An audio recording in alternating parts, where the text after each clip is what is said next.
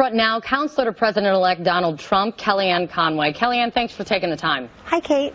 So first I want to ask you about the breaking news tonight. I see this statement from the President-elect, but what was his reaction when he learned of President Obama's announcement today against Russia? His reaction is reflected in his statement, Kate. He'll receive an intelligence briefing in this coming week, and in the meantime, he believes it's time to move on. And I mean, I've been reading all the news reports about these retaliations, these sanctions put forward by President Obama and his administration. Some of them seem largely symbolic. The GRU doesn't really travel here, doesn't keep its assets here. There's no indication our allies will follow suit. And we're yet to see all of the intelligence reports, and the we would be the president-elect. So he'll have that briefing next week, but in the meantime, he repeated today what he said last night to reporters here at Mar-a-Lago, which is he believes it's time to move on to bigger and better things for the country. I want to ask you about that. I mean, the statement says time to move on to bigger and better things, as you just said. What does that mean? It means exactly what the president-elect has said, which is we've been talking about this for a while. I think that, all we heard all through the election was Russia, Russia, Russia. Whenever it came to anything Donald Trump said or did, it seemed most days. And now, since the election, it's just this fever pitch of accusations and insinuations. And we know why Hillary Clinton lost. I think the cues and clues are pretty obvious. They were obvious to us all along.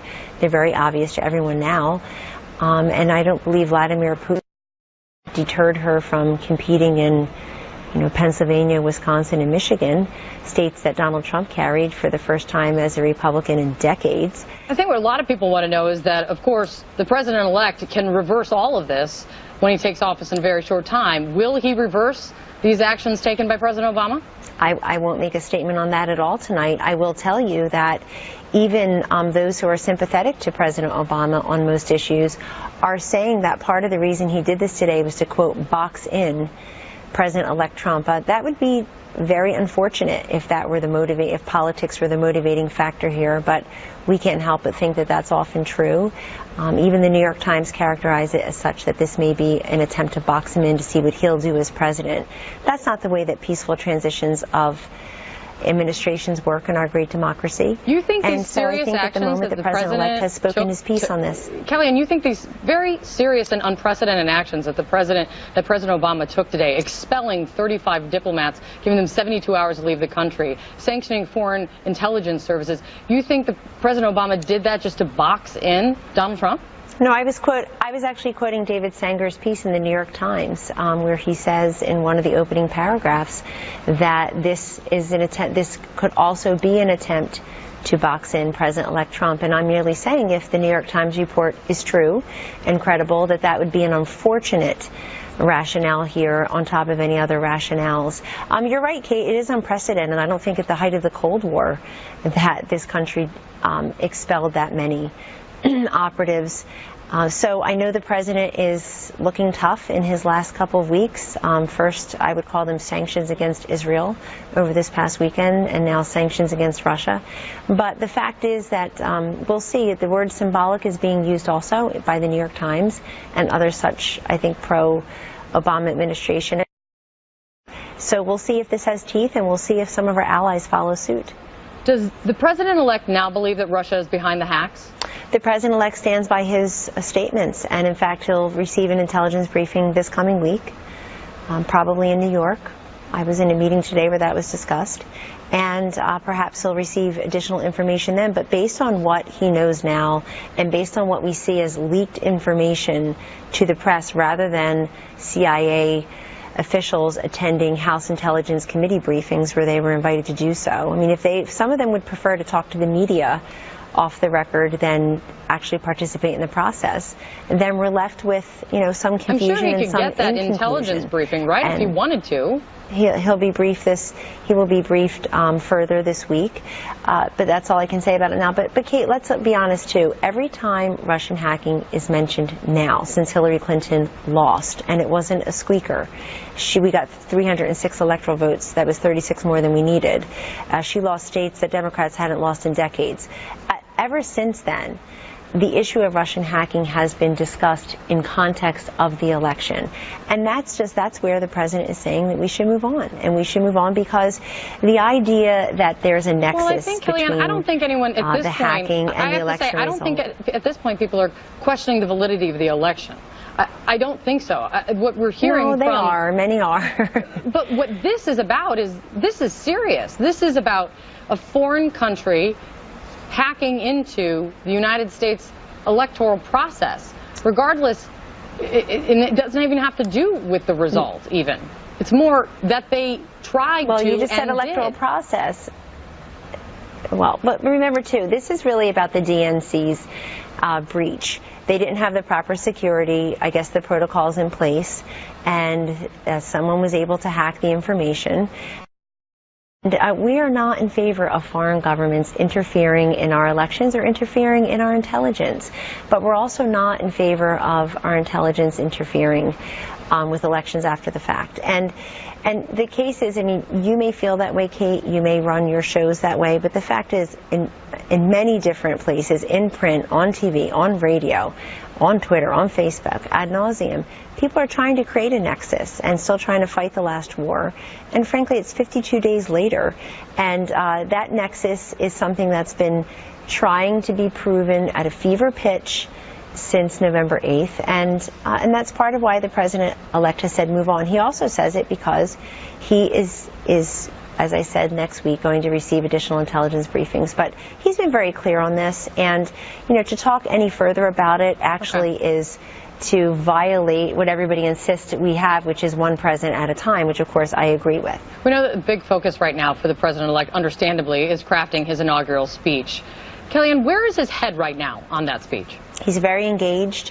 So much of this is his own personal flourish, his words, repeating his vision for the country. I know it's been reported, and it is accurate, Kate, to say that the president-elect has been focused on past inaugural addresses, certainly putting his personal stamp on his, but also talking to people about President Reagan, President John F. Kennedy, President Lincoln's inaugural addresses as examples. He certainly is aware of everyone's inaugural addresses, and different times call for, and different men call for different inaugural addresses. But this one will be very much Donald J. Trump's inaugural address in his own words. He's consulting with us, Stephen Miller, his brilliant speechwriter and policy chief, has the largest hand in this right now, working with the president-elect. But others of us are certainly offering our counsel.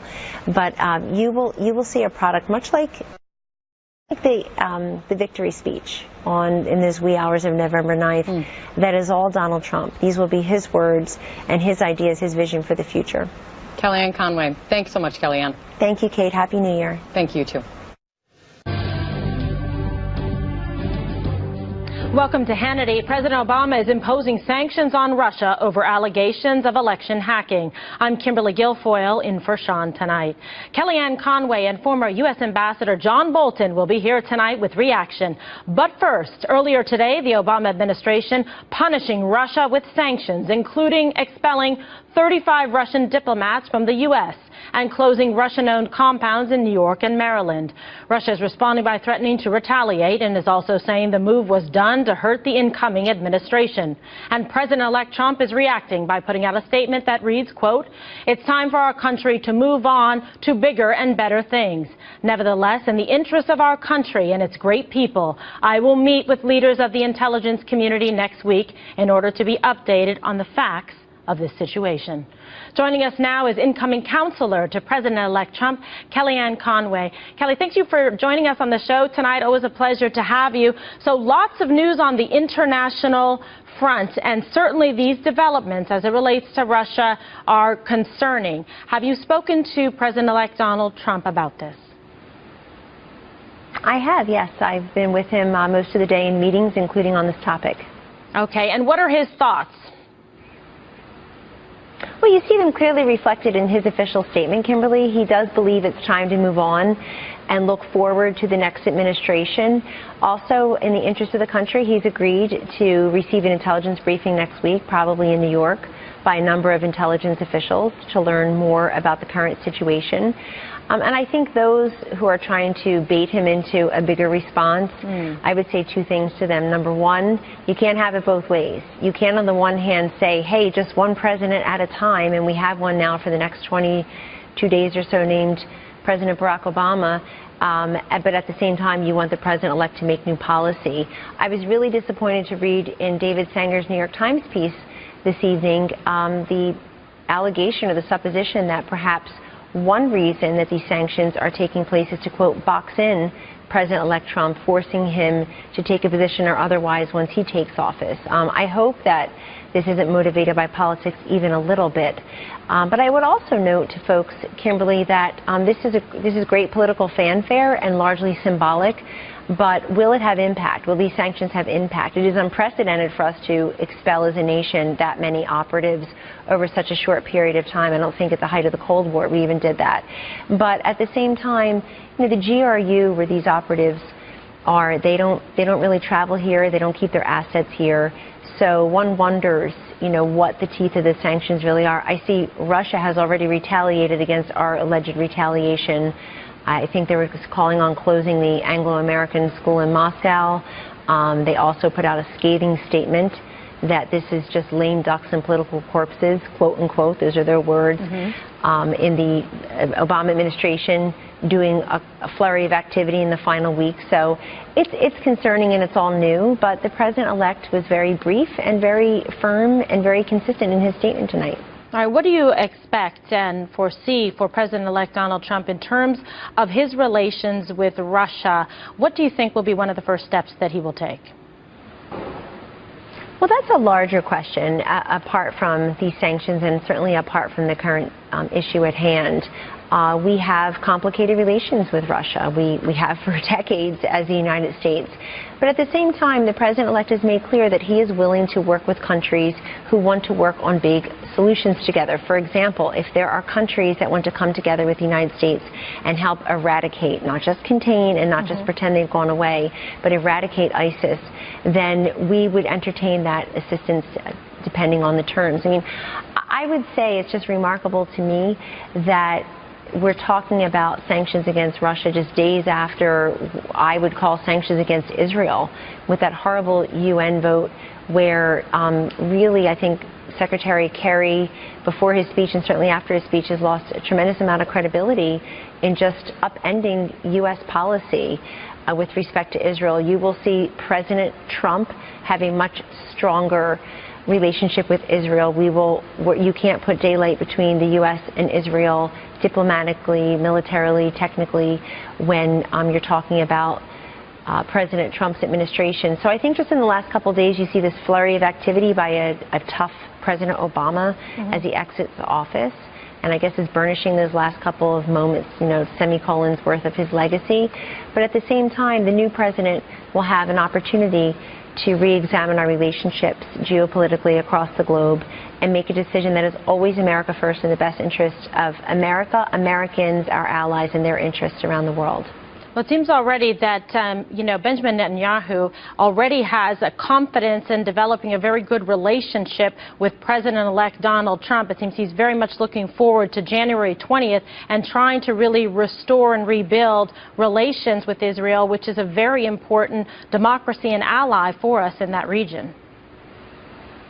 It's our greatest friend, our best friend in that region. And, you know, stabilization of the Middle East is a goal for President-elect Trump overall, but we want our friends in Israel to know that help is on the way. And President-elect Trump tweeted that out yesterday, and we heard so much positive response from all across this country, including people who may have voted a different way in these elections. Kimberly, thank you for saying that. They say to President-elect Trump that thank you for even saying, hang on there, Israel, January 20th is fast approaching or will be here soon.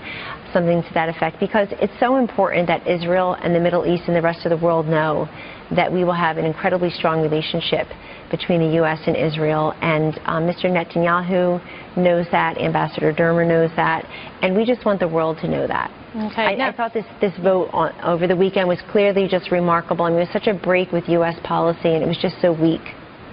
Yeah, it certainly is not helping in terms of our relations, and really just a departure from U.S. foreign policy as it relates to Israel. Let's talk a little bit about the relationship between President-elect Donald Trump and current President Barack Obama.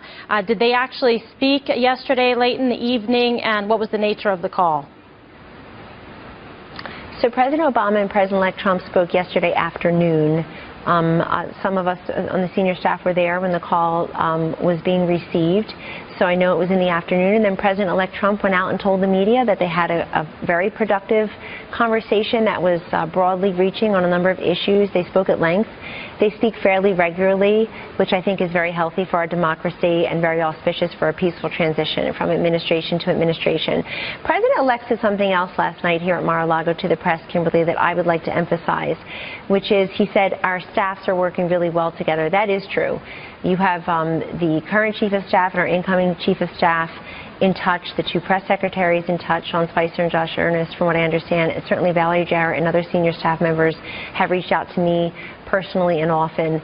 So we feel that our cabinet nominees, others who are involved in senior levels in the incoming government have had good contact with, very positive contact with, and good relations so far with the outgoing Obama administration officials. And we hope that continues, because that really is the only way to make this work for the American people in the next couple of weeks. January 20th will be here quickly, and it's very important to all of us. I think it's very important to America that you see that peaceful transition of power from administration to administration.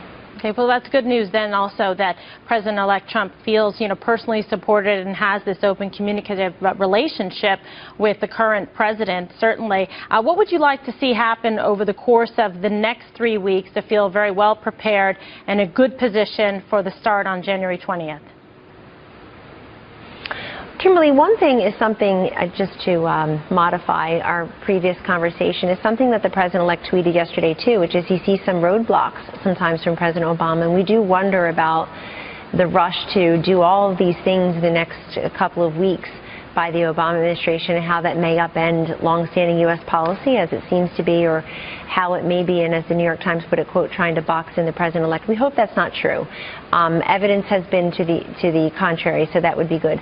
What we would like to do is know as much as we can to prepare for those first 10 days, 100 days. We're very excited about the president's agenda. He's put it forward, President-elect's agenda. He's put it forth. Anybody can see. He talked about his 100-day plan on the campaign trail. And you know this guy, he's very consistent, so that hasn't changed. What I will tell you is that I think what I want people to know is that the president-elect is not only is he not a politician, but he's a successful businessman. And what that means as president is the way he has run as a chief executive, successful, brilliant, change-making. Things move very quickly. When you employ tens of thousands of people, when you generate billions of dollars in revenue, when you are accountable for results and you want to deliver on a regular basis, not just when Congress is ready, not just when you've studied it or the commission is done with its work, but he wants to do things very quickly, and I believe he will, because he's very focused, and he's been working, around the clock here at Mar-a-Lago, meeting with different people. I think he and Vice President Pence have spoken with over 85 or so leaders on the telephone in preparation. So we want to be as ready as possible to get to work and not just say, hey, we need a couple of months to figure it all out. Find our way around the West Wing. This is a man who has always been able to deliver and produce it very quickly, and deliver and produce the way he has promised to, and the way that makes an impact on people's lives. That's what I want to do. I want to make an impact on people's lives very quickly, a positive one. Well, and you're certainly doing that at a great, personal sacrifice and moving with your family. And we want to wish you all the best, to you and your husband, your children, on your move to D.C. Thank you, Kimberly. Come and see us. Okay, I will. Take care. Take care.